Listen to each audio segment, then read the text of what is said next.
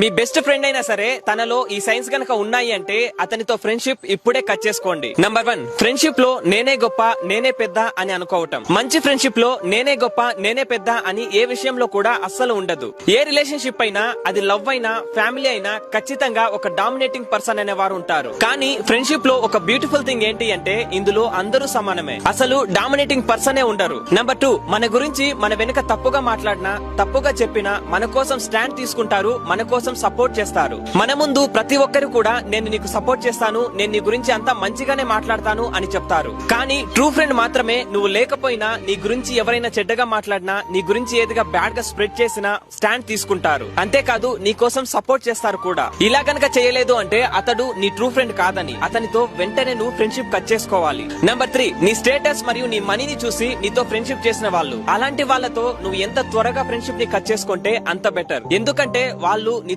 Money ఉన్నన్ని రోజులే నీ ఫ్రెండ్ గా ఉంటారు. ఆ తర్వాత నీ అవసరం వచ్చినప్పుడు మాత్రం ఖచ్చితంగా నీకు హెల్ప్లెస్ గా మారిపోతారు, ఎస్కేప్ అయిపోతారు. ఈ 3 సైన్స్ కనుక లేవు అంటే వారు మీ ట్రూ ఫ్రెండ్సే కాదు. కాబట్టి యాజ్ సూన్ యాజ్ పాసిబుల్ వాళ్ళని దూరం పెట్టండి. ఈ రీల్ ని మీ ఫ్రెండ్స్ అందరికి షేర్ చేసి వాల్యుబుల్ పర్సన్స్ గా తయారు చేయండి. ఇటువంటి మరిన్ని ఇన్ఫర్మేటివ్ మోటివేషనల్ వీడియోస్ కోసం ఖచ్చితంగా ఈ పేజ్ ని ఫాలో చేయండి.